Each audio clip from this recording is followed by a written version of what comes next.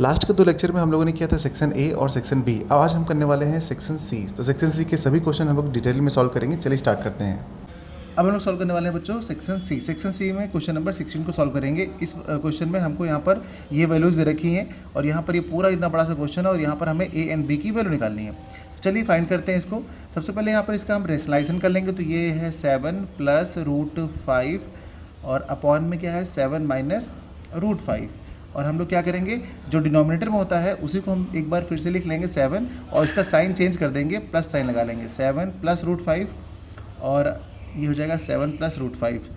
मतलब जो नीचे होता है डिनोमिनेटर में उसी से आप ऊपर नीचे मल्टीप्लाई कर देते हैं, बस साइन को चेंज कर लेते हैं। तो एक ब्रैकेट में ये हो गया, माइनस लगाइए, सेकेंड में आप लिखिएगा 7 - √5 अपॉन में 7 + √5। अब यहाँ पर जब क्रॉस मल्टीप्लाई करेंगे तो यहाँ पे क्या प्लस दिख रहा ना, तो यहाँ पर आपको माइनस लगाना पड़ेगा। ठीक है, ये हो जाएगा आपका 7 √5 माइनस का, और इस ब्रैकेट को भी क्लोज कर दीजिए। और आगे जैसे लिखा हुआ है ना इसको ऐसे ही रहने दीजिए, a + 7 अपॉन 11 √5b। ओके, अब इसको हम सॉल्व करेंगे तो देखिए ध्यान से, ऊपर क्या हो रहा है 7 + √5 7 + √5 यानी कि a + b का होल स्क्वायर बन जाएगा। ठीक है, तो यहाँ पे हम लिख देंगे 7 + √5, इसका बन जाएगा ये होल स्क्वायर। और डिनोमिनेटर में क्या हो जाएगा a - b a + b, यानी कि ये हो जाएगा आपका 7 × 7 = 49 और 5 का तो 5 ही रहेगा, बस इतना। ये माइनस लगाइए, यहाँ पर आप क्या करने वाले हैं, यहाँ पर भी सेम रहेगा 7 - √5 का होल स्क्वायर बन जाएगा। ठीक है, और अपॉन में जैसा कि यहाँ पे आया वैसे यहाँ पे आएगा 7 × 7 = 49 और माइनस का 5 हो जाएगा। ठीक है, यहाँ पर प्रॉपर्टी लग गई है आपकी कौन सी, a + b a - b, यानी a² - b²। आगे जैसा था इसको ऐसे ही नोट कर लीजिए, a + 7 √5 अपॉन में 11b। ओके, अब यहाँ पर क्या करेंगे, हम इसका एक्सपेंशन करेंगे। ठीक है, चलिए इसका एक्सपेंशन कर लेते हैं। तो a + b होल स्क्वायर हम अगर यहाँ पर सॉल्व करते हैं, ठीक है, अगर हम अच्छा a + b सॉल्व करते हैं, इससे अच्छा एक और तरीका है, नीचे वाला देखिए सेम है ना, तो इसको सॉल्व करके हम बाहर ले लेते हैं। तो 49 में से 5 जाएगा तो क्या बचेगा 44 बचेगा, तो इसको हम लिख लेते हैं 1/44 लिख लेते हैं। ठीक है, लिख लिया। अब इसको बाहर ही कर लीजिए ऐसे। यहाँ पर देखिए क्या लिखा हुआ 7 + √5। ओके, इसका है ये होल स्क्वायर और यहाँ पर माइनस है तो ये है 7 - √5 और इसका भी ये है होल स्क्वायर, और यहाँ पर ये ब्रैकेट लगा दीजिए। आगे वाला जैसा था उसको ऐसे रहने दीजिए, a + 7 √5 अपॉन में 11 ये b। ओके, अब देखिए यहाँ पर ये फिर से देखिए ध्यान से, ये पूरा टर्म a हो जाए अगर और ये पूरा b हो जाए तो a² - b² नहीं बन रहा है। तो यहाँ पे क्या करेंगे आप, एक बार प्लस करके और एक बार माइनस करके लिख लीजिए। इसको अभी आप ऐसे ही रहने दीजिए। ठीक है, 1/44 है ना। हवा इतनी ज़्यादा चल रही है कि ये कैमरा जो है हिल जा रहा है, थोड़ा सा एडजस्ट कर लीजिएगा आप लोग हल्का सा। ठीक है, अब देखिए यहाँ पर क्या हो रहा है कि हम वही प्रॉपर्टी लगाने वाले, a + b a - b। तो ये a हो गया हमारा और ये b हो गया, तो एक बार स्क्वायर करेंगे और एक बार सब्ट्रैक्ट करेंगे। तो जब ऐड करेंगे तो क्या लिखेंगे 7 + √5, ये a हो गया, और प्लस करेंगे तो यहाँ लिखेंगे 7 - √5, ये हो गया a + b। ठीक, और सेकेंड ब्रैकेट में लिखेंगे a - b। तो a को पहले नोट कर लीजिए 7 + √5, और जब माइनस लगाएंगे ना तो ये 7 जो है वो माइनस का हो जाएगा, और ये जो प्लस ये माइनस का है तो ये प्लस हो जाएगा √5, क्योंकि हम a - b कर रहे हैं। ओके, तो बस ये आ गया, और इसके आगे आप ये नोट कर लेंगे a + 7 √5 अपॉन 11b। ठीक है, अब यहाँ पर देखिए फिर से हमें एक लाइन और करनी पड़ेगी, 1/44, ये तो ऐसे ही रहेगा अभी। अब यहाँ पे इसको सॉल्व करेंगे तो क्या होगा, √5 कैंसिल आउट, ये कितना बचा 7 7 ऐड कर दीजिए, कितना हो जाएगा 14। तो आपका ये रहा 14, और यहाँ पर क्या हो जाएगा 7 7 कट जाएगा, तो √5 कितना 2√5, यानी मल्टीप्लाई में 2, ये हो जाएगा आपका 2√5, इतना हो जाएगा। अच्छा, तो यहाँ पर देखिए क्या हो गया, ये इतनी वैल्यू बच रही है। आगे क्या है हमारे पास, ये इसको नोट कर लेते हैं, a + 7 √5 अपॉन में 11b। अब इसको हम सॉल्व करेंगे यहाँ पर, तो अब इसको हम कट करेंगे तो क्या आएगा, देखिए 2 यहाँ पे 7 है तो यहाँ पे हम कट कर देंगे, 2 से 2 2 = 4, 2 2 = 4, 2 7 = 14, ऊपर आ जाएगा। अब यहाँ पर क्या आने वाला है, देखिए जो बच रहा है हम उसको साफ साफ लिख लेते हैं। ऊपर है 7 यानी 14, तो ये हो जाएगा अपना कितना 14। अच्छा, एक बार और कट कर देते हैं, 2 1 = 2 और ये 11 आ जाएगा, यानी ऊपर 7 अपॉन 11 और √5 इतना बच रहा है खाली।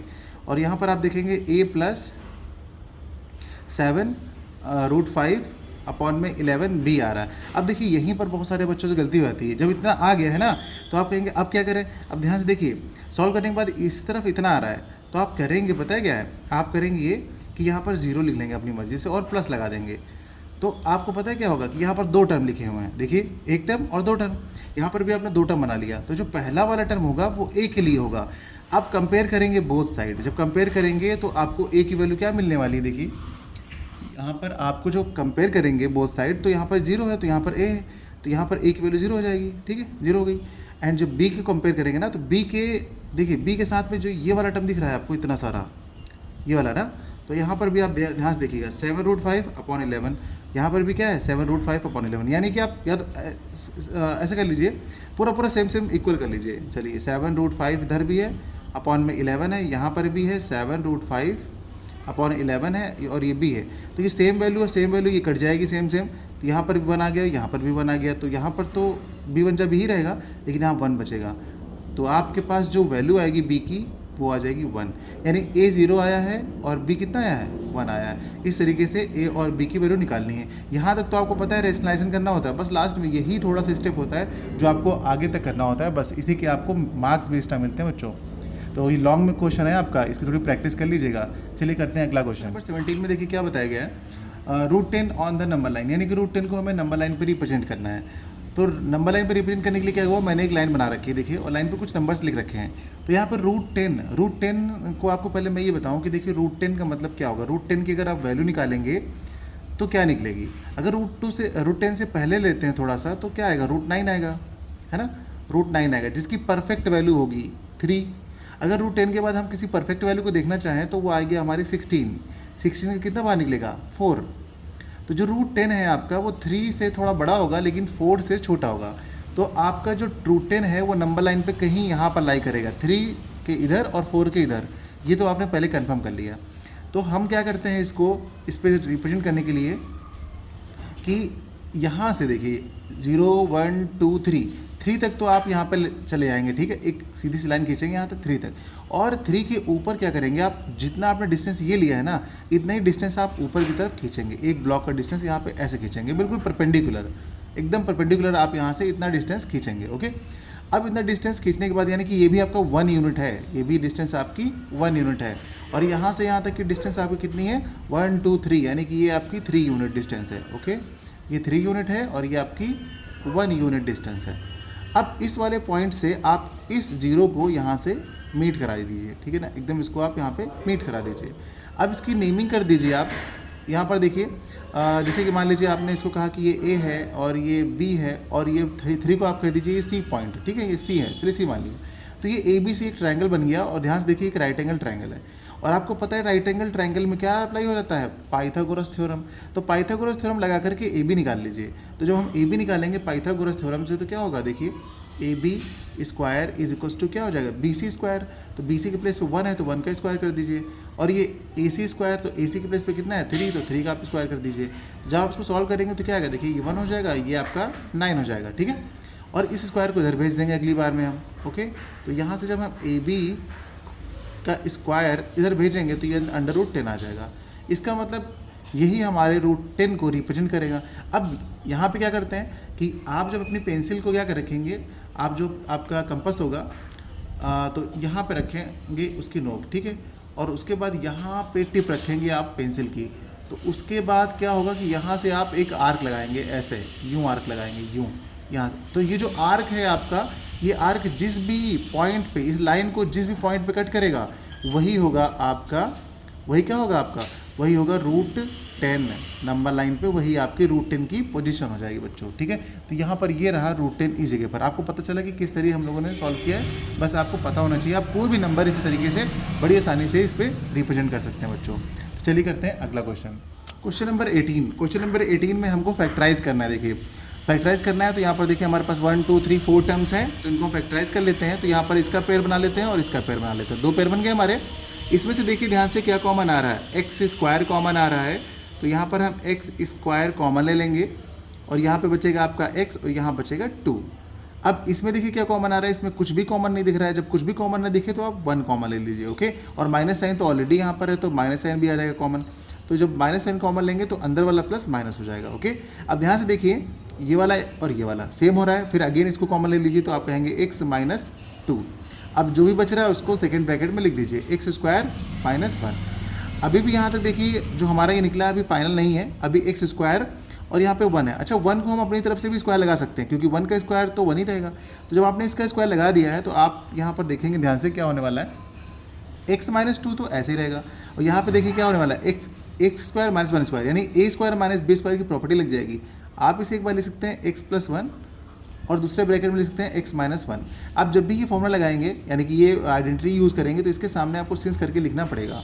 क्या लिखना पड़ेगा, a square minus b square is equals to a plus b second bracket में a माइनस b। ये आपको दिखाना पड़ेगा सिंस करके, जहाँ पर भी आप यूज़ करेंगे वहाँ पर, नहीं तो मार्क्स आपके टीचर कट कर लेंगे। ओके, चलिए अगला करते हैं 19 सॉल्व। तो इसमें क्या निकालना, देखिए find the value of m। इसमें हमारे पास एक m दिया हुआ है, इसकी वैल्यू निकालनी है और हमारे पास ये बताया गया कि इसका एक फैक्टर क्या है 2x माइनस 1। बस यही सबसे बड़ी हिंट है यहाँ पर, इसी के हम हेल्प लेंगे। देखिए जब भी ऐसा कुछ दिया रहा करेगा ना तो आप जैसे क्वेश्चन था हमारे पास, अब इसी क्वेश्चन को हम यहीं पर लिख लेते हैं। मान लीजिए इसको हमने कर लिया fx के इक्वल में से कर लिया, ठीक है, आप अलग से लिख लीजिएगा, मैंने इसी क्वेश्चन को बना दिया।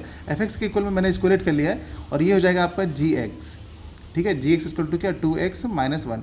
तो यहाँ पे gx के प्लेस पे हम 0 पुट कर देते हैं और ये है अपना 2x माइनस 1। तो यहाँ से x की वैल्यू अगर निकालना चाहेंगे तो x की वैल्यू आ जाएगी 1/2। ओके, ये क्या हो जाएगी 1/2। इसको 1 को इधर भेज देंगे और 2 डिवाइड में चलाएगा तो हो जाएगा 1/2। तो x की वैल्यू हम यहाँ पर पुट करेंगे इसके प्लेस पे, तो यहाँ लिखेंगे हम f 1/2, जहाँ जहाँ x है वहाँ पर 1/2 पुट कर देंगे। अब यहाँ से क्या होगा कि यहाँ पर 8 लिखिए, यहाँ पर 1/2 है तो आप लिखेंगे 1/2 और इसकी पावर क्या 4, प्लस लगाइए 4 लिखिए, x क्यूब है ना तो यहाँ मल्टीप्लाई करके लिखिए 1/2 और इसका क्यूब, माइनस लगाइए, यहाँ पे 16 है। अब x स्क्वायर है तो यहाँ पे लिखिए मल्टीप्लाई करके 1/2, इसका आप स्क्वायर करेंगे। आगे है प्लस 10 इंटू 1/2 और ये है आपका प्लस m। ओके, जो ये वैल्यू होती है ना यहाँ पर इसको हम 0 कर लेते हैं, ठीक है। अब यहाँ पे देखिए इसको सॉल्व करेंगे तो 8 आपका ऊपर रहेगा, इसको सॉल्व करेंगे तो नीचे आपका कितना आ रहा है 2 को 4 टाइम्स आप ओपन करेंगे तो पता है कितना आ जाएगा 16 आ जाएगा। ओके, अब यहाँ पर देखिए ऊपर है आपका 4, अब 2 को आप 3 टाइम्स ओपन करेंगे तो 8 आएगा। यहाँ पर 16 है आपका और नीचे 2 है तो उसको आप अगर स्क्वायर करेंगे तो 4 आएगा, ठीक है। अब ये 2 है तो ये कट हो जाएगा, 2 1 जा 2 और 2 5 जा 10, तो यहाँ पर आपका आ गया 5 और ये आ गया आपका प्लस m। अब बस इसको सॉल्व कर लीजिए, m की वैल्यू आपको मिल जाएगी। इन सब का ऐसे करते हैं एलसीएम ले लेते हैं, ठीक है, एक ही बार में ख़त्म कहानी है ना, या फिर इसको कट करके और छोटा कर लिया जाए। चलो छोटा कर लेते हैं। अच्छा ये 0 है, 8 1 जा 8, 8 2 जा 16, ऊपर 1 नीचे 2, 4 1 जा 4, 4 2 जा 8, यहाँ पर क्या है 4 1 जा 4, 4 4 जा 16, ठीक है। यहाँ पे हाफ बचा आपका 1/2 प्लस यहाँ पर बचा आपका 1/2 और ये है आपका 4 माइनस का ये 5 है, 5 में से 4 गया तो सिर्फ 1 बचेगा प्लस का। ओके, ये आपका m रहा। इसको सॉल्व करिए, आधा आधा मिलके क्या 1 होता है और 1 1 2 होता है, यानी m की वैल्यू आपकी कितनी आ रही -2 आ रही है। इसको आप सॉल्व कर लीजिएगा सिंपल तरीके से, मैंने सॉल्व कर लिया है। हाफ हाफ मिलके 1 होता है और 1 और 1 2 होता है, 2 को उधर भेज देंगे माइनस चला जाएगा, तो ये आपकी m की वैल्यू होगी। यही है आपका कंप्लीट आंसर बच्चों, उम्मीद करते हैं कि समझ में आया होगा। चलिए अगला करते हैं। क्वेश्चन नंबर 20 हो सकता है थोड़ा सा बड़ा हो सकता है लेकिन बहुत ही आसान है। देखिए हमारे पास ये दे रखा है एक पॉलिनोमियल और बोल रखा है कि यहाँ पर ये दोनों इसके फैक्टर्स हैं। अगर इसके फैक्टर्स हैं तो जाहिर सी बात ये इसमें लाई कर रहे होंगे, तो चलो एक एक करके पुट कर लेते हैं।